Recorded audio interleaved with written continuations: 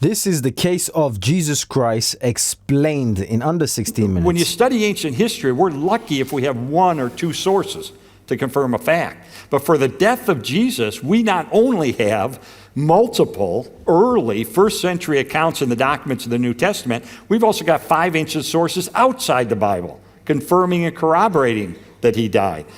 Josephus, first century Jewish historian who worked for the Romans, Tacitus, another early historian, Mirabar Serapion, Lucian, even the Jewish Talmud admits he was dead. So Crazy. The first E is execution, Jesus was dead.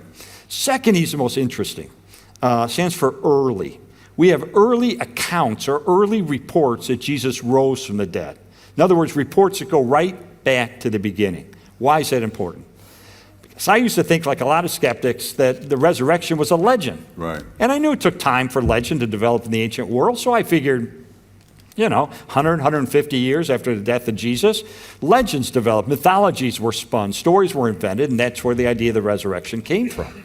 But what I learned, and I've continued this investigation to the present day, I continue to look into this. What I've learned, I think, decimates the claim that the resurrection is a legend. And here's why. We have preserved for us a creed of the earliest Christians. A creed, a statement of conviction based on eyewitness accounts that the earliest Christians, right there in the first century, would rally around based on facts that they knew to be true. So this creed That's crazy, contains the essence of Christianity. It says Jesus died. Why? For our sins. He was buried. On the third day, he rose from the dead. And then it mentions the specific names of eyewitnesses and groups of eyewitnesses to whom he appeared, including 500 people at once. And then it says parenthetically, by the way, a lot of those folks are still around. So if you don't believe me, go ask them. Go ahead and talk to them yourself. Right. If they're around, you can question them. And people disbelieve and think, oh yeah, no, it's a fairy tale. You believe in that guy called Christ, right? It's all fake. It's all a fairy tale. How do you explain all of this stuff? It's literally closing your ears and just saying, la, la, la, la, la, la. I don't care. I just choose to believe that all of this is fairy tale. It's silly of you to not seek to find out if what you believe in is legit or not. But let's carry on. Now, this creed has been dated back by scholars to within months of the death of Jesus. How do we know? Well, the Apostle Paul preserved it for us. He wrote a letter to the church in Corinth about 21 to 25 years after the death of Jesus. He recounts this creed, and he indicates past tense. I already gave you this creed earlier. So let's say within 20 years, he had given this creed to the church in Corinth. We could stop there, and that would be very impressive when you consider the first 2 biographies of Alexander the Great by Arrian and Plutarch, written 400 years after his life, and they're generally considered reliable. So within 20 years is really good, but we can go back earlier because we know that Paul used to be Saul of Tarsus, a persecutor, a hater of Christians.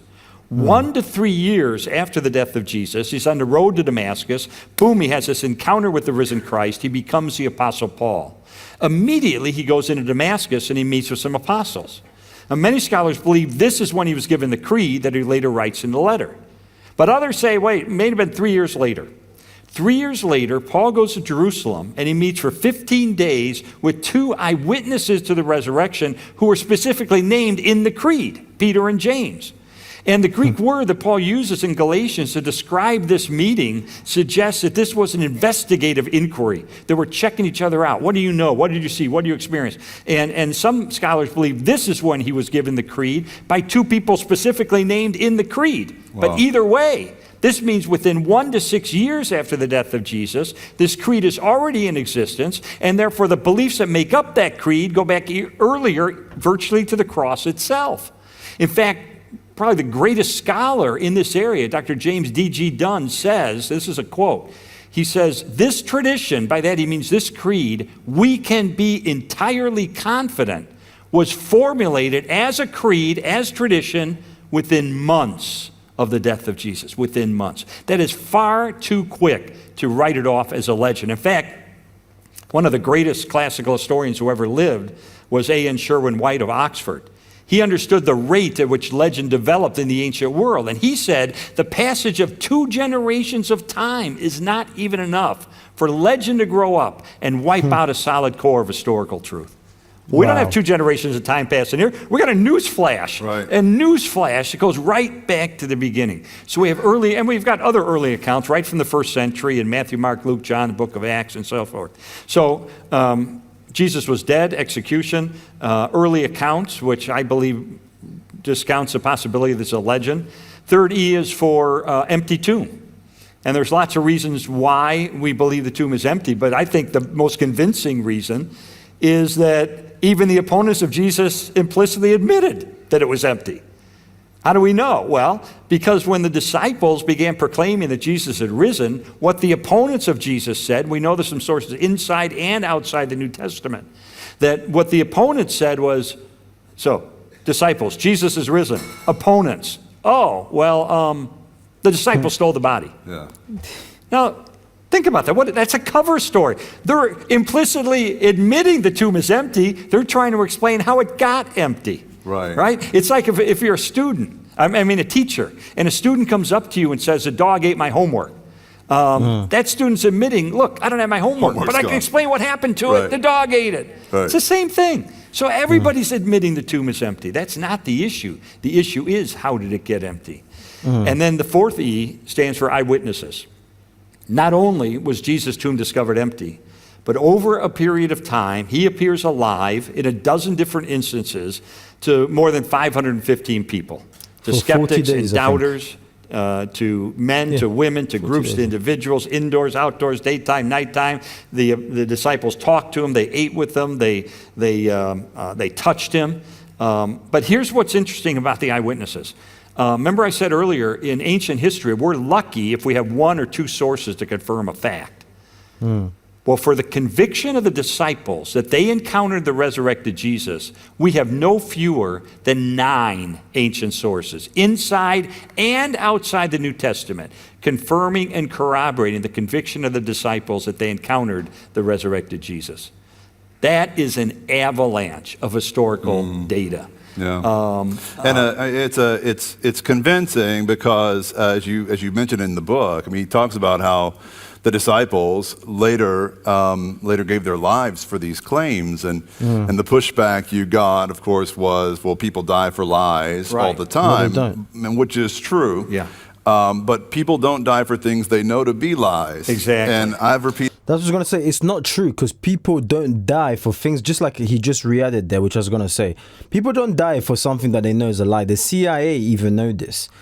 Like, that's why they'll keep on pushing, because the truth will eventually come out. If you know something is a lie, you're not going to give your life for it. And they gave their lives for it, because I've seen it. I can't deny something that I've seen. Can you imagine?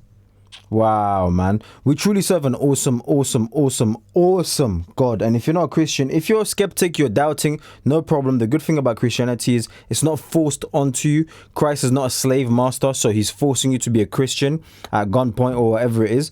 But don't be silly enough. It takes more effort to believe that Christ doesn't exist than to believe that he exists. Well, we came from monkeys, a little turd, my bad, a little frog-ish thingy. Basically a turd. But anyways, a little frog developed into this and then turned into that and then to ape like humans and then to...